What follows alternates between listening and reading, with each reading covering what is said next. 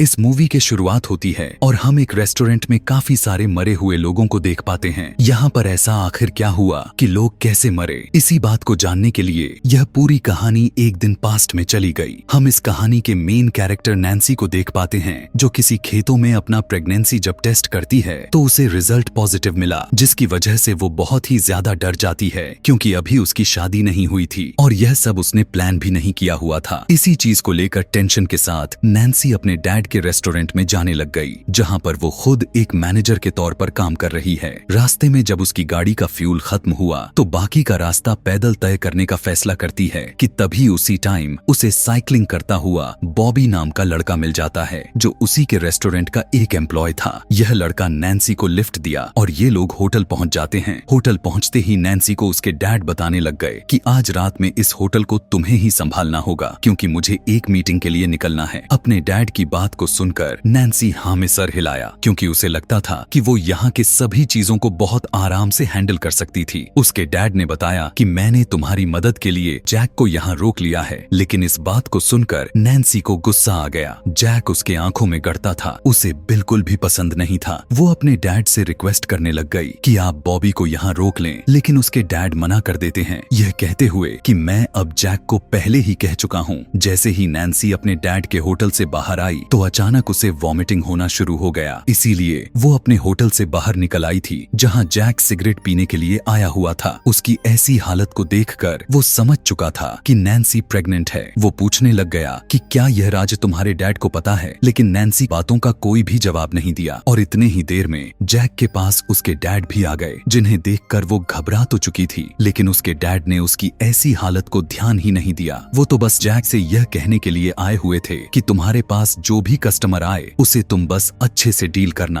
और इस सब में नैन्सी तुम्हारी मदद करने वाली है। जब नैन्सी से रहा नहीं जाता तो वो अपने डैड से पूछने लग गई कि डैड आपकी ऐसी कौन सी मीटिंग है कि आपको जाना इतना जरूरी हो गया। तब उसके डैड ने जवाब दिया कि जब से तुम्हारी मॉम की डेथ हुई है उसी दिन से मैं काफी अकेला फील करता हूँ, इसीलिए मैंने शादी का फैसला किया और मैं एक लड़की से मिलने के लिए जा रहा हूँ। यह सुनकर नैन्सी की उदासी हद से ज्यादा बढ़ गई। उसे अब अपने किसी दूसरे पर्सन के साथ शेयर करना पड़ेगा। अब नैन्सी और जैक अपने होटल के अंदर आ गए थे। अभी तक तो सब कुछ नॉर्मल हो चुका था, लेकिन तभी अचानक उनके होटल के बाहर जवान लड़कों का एक गैंग आ पड़ा। ये लड़के उनके होटल के बाहर बहुत ही ज्यादा अजीब तरीकों से बदतमीजी कर रहे थे। बाइक्स को रेस देते हुए काफी शोर मचाने लग गए थे और उन्होंने बाहर एक खरगोश को भी मार कर रखा हुआ था। ऐसे माहौल में उनके कस्टमर्स भाग सकते थे। इसी चीज को देखते हुए नैन्सी को गुस्सा आया और वो बाहर इन्हें यहाँ से भगाने के लिए आई। नैन्सी उन्हें धमकी देते हुए यहाँ से जाने को कहने लगी, लेकिन ये ढीठ लड़के उसकी बात कहाँ मानने वाले थे और उल्टा उसके पीछे उसी के होटल में आ जाते हैं और मास्क पहनकर उसे ऑर्डर लेने को कहते हैं। नैन्सी को अब काफी गुस्सा आ चुका था। वो इनसे कहती है कि तुम यहाँ से जाते हो या मैं पुलिस को इस बारे में कॉल करके इन्फॉर्म कर दूं। वो लड़के जब अपने जगह से नहीं उठते तो नैन्सी सच में पुलिस को कॉल करने का नाटक करने लग जाती है, जिसकी वजह से वो लड़के वहाँ से उठ जाते हैं और एक लड़का उसके पास आकर उसे यह कहकर जाता है कि अभी तो हम जा रहे हैं लेकिन वापस जरूर आएंगे। जिस तरह से इन लड़कों ने नैन्सी की बेइज्जती की थी, सभी नैन्सी पर हंस रहे थे और यह देखकर नैन्सी को बहुत ही ज्यादा गुस्सा आ गया। उसने पूरे स्टाफ को बुलाया और सबको बताया कि मैं तुम्हारी मैनेजर हूँ और मेरी इज्जत करना तुम्हारा फर्ज है। वो बताती है कि मेरा ऑर्डर मानना तुम्हारी ड्यूटी है क्योंकि मैं यहाँ की ऑनर हूँ। जिस पर जैक ने कहा कि यह सब तुम्हारे डैड का है, ना कि तुम्हारा, इसमें तुम्हारा कोई भी किसी भी तरह के क्रेडिट नहीं है। जैक उसे यह भी कहने लग गया कि तुमसे ज्यादा काबिल लोग हम हैं। अब तो नैन्सी का गुस्सा उसके सर पर सवार हो जाता है और वो जैक की इस बदतमीजी पर उसे जॉब से ही निकाल देती है। जैक हैरान हो गया। उसने कहा कि तुम ऐसा नहीं कर सकती, लेकिन नैन्सी ने कहा अब मैं मैनेजर हूँ और मेरे ही ऑर्डर यहाँ चलेंगे। इतना सुनते ही जैक गुस्से में यहाँ से चला गया। नैन्सी ने यह सब कुछ दरअसल जज्बात में आकर किया हुआ था। उसे समझ नहीं आ रहा था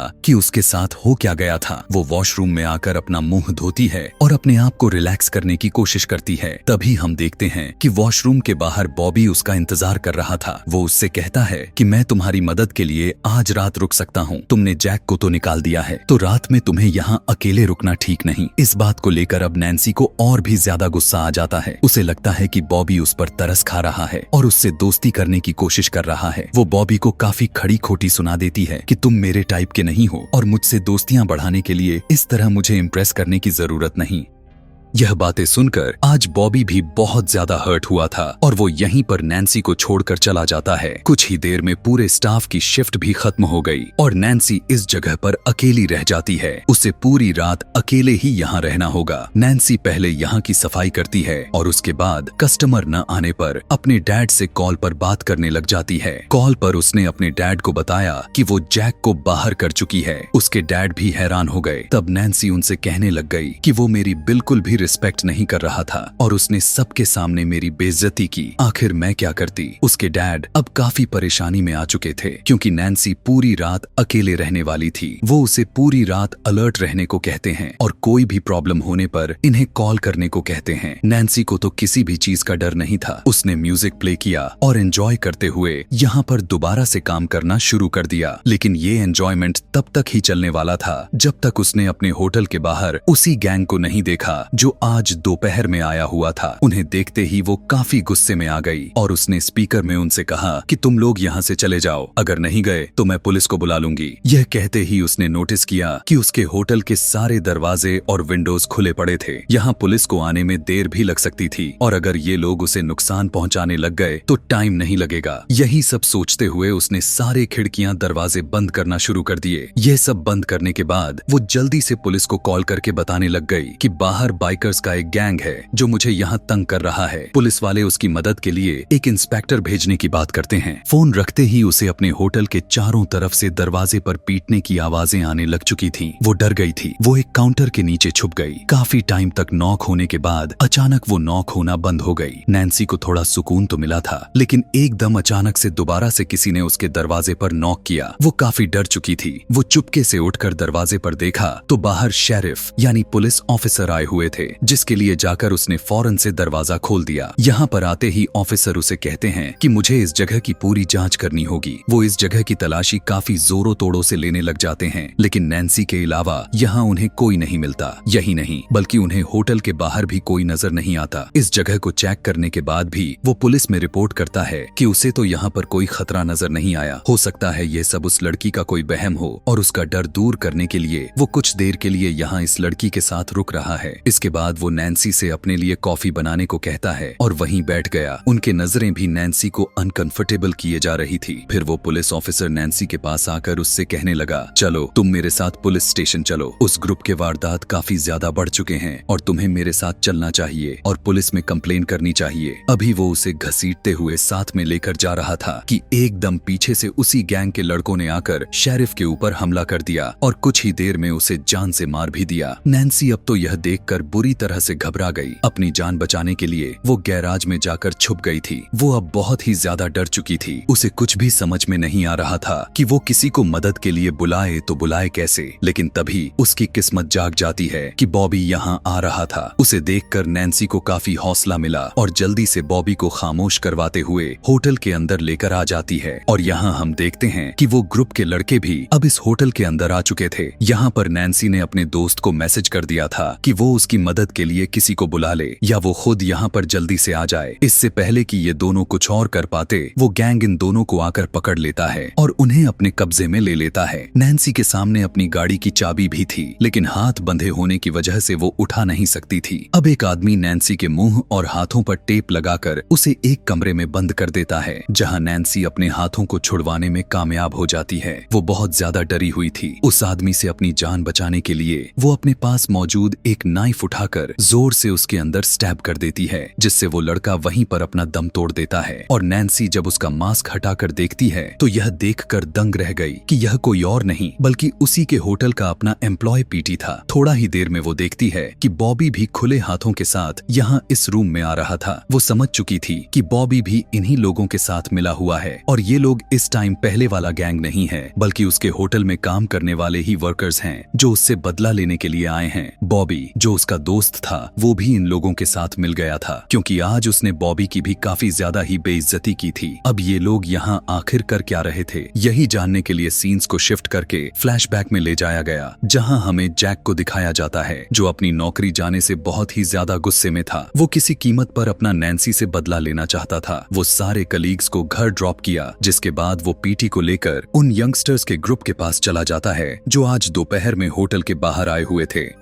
यहाँ जाते ही उसने अपना चाकू निकाला और गैंग के एक बंदे को बुरी तरह से इंजर्ड कर दिया, जिससे वो गैंग वाले यंगस्टर्स डर कर सहम गए और जैक ने गाना चलाकर उन सभी को अपने इशारों पर नचाया। जिसके बाद उसने पीटी को गन पकड़ाकर यहाँ के लड़कों को मारने को कहा, लेकिन पीटी यह काम नहीं कर पाया तो लड़कों को भागने का मौका मिल गया। जिसके बाद जैक ने पीटी से शाम को रेस्टोरेंट में मिलने को कहा। लड़कों को यहाँ से भाग जाने के बाद वो लड़कों के मास्क और कपड़े लेकर यहाँ से निकल आता है और रात में अपने बाकी के कलीग्स से मिलता है। वो उन सभी से कहता है कि मैं जानता हूँ कि नैन्सी ने तुम सभी को हर्ट किया है, वो बहुत बुरी मैनेजर है, अगर तुम उससे बदला लेना चाहते हो तो मेरा साथ दे सकते हो। सभी के अंदर नैन्सी के लिए गुस्सा था, इसीलिए सभी अब उसका साथ देने के लिए मान जाते हैं। यानी यह सारा प्लान इस टाइम जो हो रहा था उसके पीछे मास्टरमाइंड जैक ही था। बॉबी जैक के प्लान में इसलिए शामिल हुआ था क्योंकि उसे लग रहा था कि जैक ज्यादा से ज्यादा वो नैन्सी को डरा धमका कर छोड़ देगा, उसे कोई नुकसान नहीं पहुंचाएगा। पहले ये लोग नैन्सी को डराने लग गए और जब नैन्सी ने सच में पुलिस ऑफिसर को कॉल कर दी थी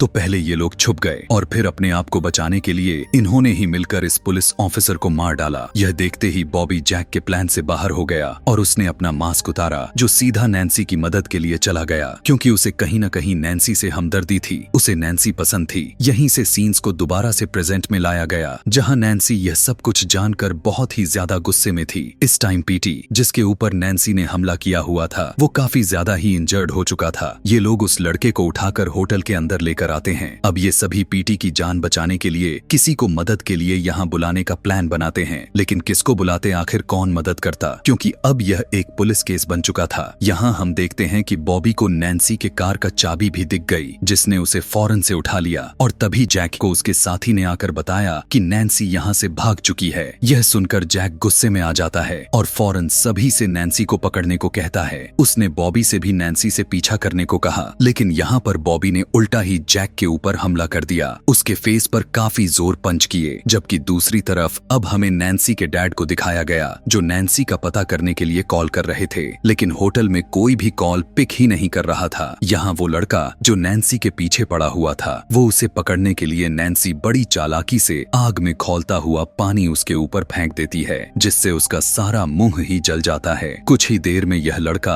अब जलन से मारा जा चुका था। अब वो किसी तरह चुपके से रेस्टरूम की तरफ आ गई। यहाँ उसने आकर यह देखा कि बॉबी जख्मी पड़ा हुआ था। वो उसकी मदद करने के लिए टेबल के नीचे से चुपके से उसके पास आ ही रही थी कि उसी टाइम पर उसकी दोस्त यहाँ पर आ गई। नीचे से बॉबी उसे उसकी कार की चाबियां देना चाह रहा था ताकि नैन्सी यहाँ से अपनी जान बचाकर भाग जाए। नैन्सी की दोस्त तो यह सारा नजारा देखकर पागल हो गई और वो भी अपनी जान बचाकर यहाँ से भाग निकली। वो इतना डर चुकी थी कि वो पुलिस को बुलाने की कोशिश तक नहीं की। नैन्सी को अपने कार की चाबियां मिल चुकी थी। मौका पाते ही जैक के नजरों से बचते हुए वो होटल के दरवाजे से बाहर भागने की कोशिश की, लेकिन तभी पीछे से जैक ने भागते हुए उसे पकड़ लिया। वो उसके बालों से उसे पकड़ते हुए उसके बैक में स्टैब कर देता है और फिर उसके बॉडी को भी होटल के अंदर लेकर आता है। जैक को लग रहा था कि अब सारे लोग मर चुके हैं और वही जिंदा है। वो यहाँ आकर अपने सारे कपड़े उतारे और फौरन से पुलिस को इन्फॉर्म कर देता है, यह जाहिर करने के लिए कि ये सब उसने अभी अभी देखा है, जो इस सब में शामिल ही नहीं था। उसने सोचा था कि ऐसा करके वो शहर छोड़कर चला जाएगा, एक नई जिंदगी फिर से शुरू कर देगा, लेकिन कहानी में ऐसी ट्विस्ट आएगी उसे खुद भी नहीं पता था। दरअसल नैन्सी अभी जिंदा थी। अपने पेट से हिम्मत करके चाकू निकाल देती है और अपने आप को घसीटते हुए बॉबी के पास लेकर जाती है, जो अब बॉबी मर चुका था। बॉबी के लाश को देखकर वो बहुत ही ज्यादा रोई, क्योंकि बॉबी ही तो था जिसकी बहुत केयर किया करता था। नैन्सी के दिल में अब बदले की आग आ चुकी थी। उसने हिम्मत की और जाकर अपने गाड़ी में बैठ गई और ड्राइव करते हुए जैक के घर तक भी पहुंच गई। उसने जैक का दरवाजा नॉक किया। इस टाइम जैक को भी अपने घर किसी के आने की उम्मीद नहीं थी। उसने दरवाजा खोलकर देखा तो वहां से नैन्सी उसके पीछे आ चुकी थी और नैन्सी बिना वक्त गवाए अपने हाथ में पकड़ा हुआ चाकू